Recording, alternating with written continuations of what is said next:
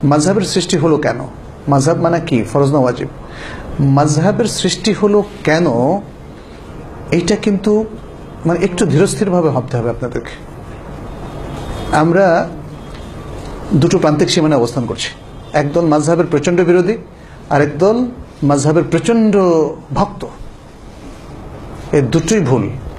মাযহাব কোনো দল নয়, কোনো রাজনৈতিক দল তো অবশ্যই নয়, কোনো অরাজনৈতিক দলও নয়। মাযহাব হচ্ছে আসলে বুদ্ধিবৃত্তিক একটা ওপিনিয়ন, ইজতিহাদ। ওলামায়ে কেরাম বিভিন্ন যুগে ইজতিহাদ করেছেন। যেমন ইমাম আবু হানিফা রাহিমাহুল্লাহ ইজতিহাদ করেছেন, এটা হয়ে গেছে তার মাযহাব। মাযহাব তার ইজতিহাদকে বলা হয়, হাদিস অনুযায়ী তার কথাটা মাযহাব না। খেয়াল করেন, মাযহাব হচ্ছে তার ইজতিহাদ। ইজতিহাদ করা কি নিষেধ? আল্লাহু আকবার। ইজতিহাদ করতে নিষেধ না। পরবর্তীতে কিছু লোক ভুল করেছে, তার ভক্তরা ভুল করেছে, তিনি যাই বলেছেন তার বাইরে যাবে না।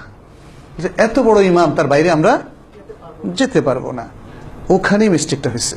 অতএব মাযহাবের মিস্টেকটাকে যদি আপনি এইভাবে ধরেন যে কেন ইজতিহাদ করলে ভুল করলো, তাহলে আপনি ভুল করলেন।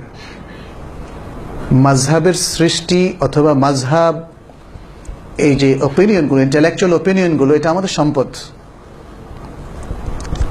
ইজতিহাদি মতগুলো হলো আমাদের সম্পদ। এটা আপনি স্বীকার করেন না করেন, এটাই সত্য।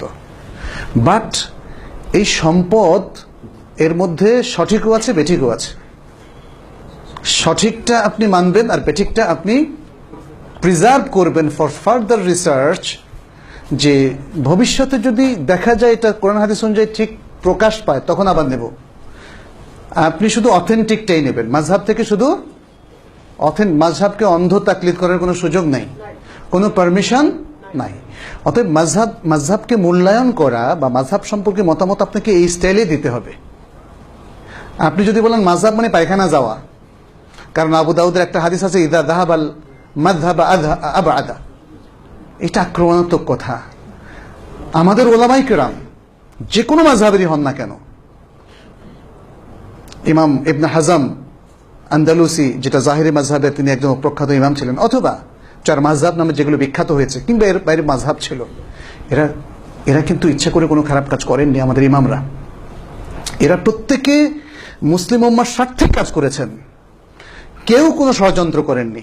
আমি আজ পর্যন্ত পাইনি ইমাম আবু হানিফা ইসলামের বিরুদ্ধে কোনো ষড়যন্ত্র করেছেন, কিন্তু তিনি ভুল থেকে মুক্ত ছিলেন না। ইমাম শাফিঈ ভুল থেকে মুক্ত ছিলেন না, এবং সেটা তার স্বাক্ষর তারা নিজেরাই রেখেছেন। প্রত্যেকেই তাদের আগের মত থেকে ফিরে এসেছেন। এতে বোঝা যায় তারা অনেক উদার ছিলেন।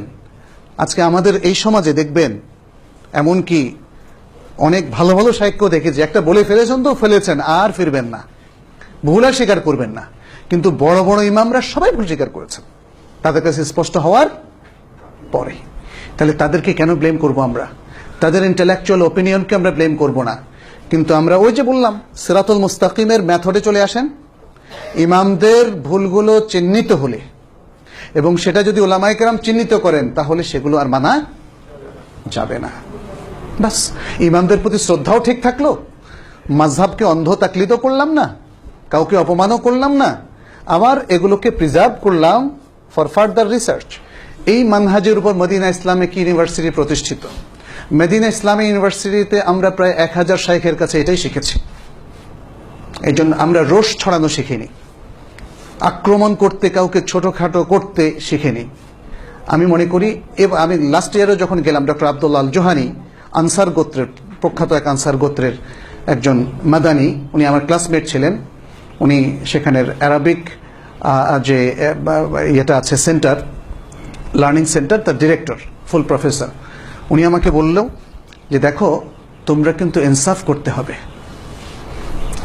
মাযহাব এর চর্চার মধ্যে যে ভুলগুলো আছে, সেটাকে একাডেমিক্যালি তোমরা ধরিয়ে দেবে, আক্রমণ করাটা তোমাদের জন্য উচিত হবে না। কারণ যারা আজকে মাযহাবকে অন্ধভাবে মেনে বেশ কিছু ভুলের মধ্যে আছেন, তাদের উপলব্ধি ঘটানোটাই আমাদের উদ্দেশ্য। তাদেরকে আক্রমণ করা, ছোট করা, দুহাত নেওয়া, এবং আমরাই ঠিক আছি তারাই বেঠিক আছে, আমাদের জিতে যাওয়া, তাদেরকে হারিয়ে ফেলা, it is not our target and should not be our target. আমাদের টার্গেট হচ্ছে এই মুসলিম উম্মার সবাই যেন কোরআন সুন্নাহর দিকে চলে আসতে পারে। মায়া, মহাব্বত, যেভাবে আমাদের রাসূল সাল্লাল্লাহু আলাইহি সাল্লাম সমাজের ইভেন কাফেরদের প্রতি এক ধরনের মহব্বত ছিল তার, এই সেন্সে যে তিনি চাইতেন এরা যেন ইসলাম গ্রহণ করে। তাইফবাসী কি রাসূল সাল্লাল্লাহু আলাইহি ওয়াসাল্লাম মহব্বত করেন না? মালাকুল জিবাল এসে যখন বদদুয়া করার অনুমতি দিলেন, বদদুয়া তো করেন, এটা তো মাহাব্বা। আপনি আমাকে বলছেন ওদেরকে একটু বদদুয়া করুন, ওরা খুব খারাপ লোক। আমি বলছি না, আমি দোয়া করি আল্লাহ যেন তাদেরকে হেদায়েত দেয়। এটাই হচ্ছে মানহাজ, এটাই হচ্ছে ম্যাথোডলজি। তো আল্লাহ আমাদের সকলকে তৌফিক দান করুন। আজকে এই পর্যন্তই আমরা রাখছি, সবার মঙ্গল কামনা করছি।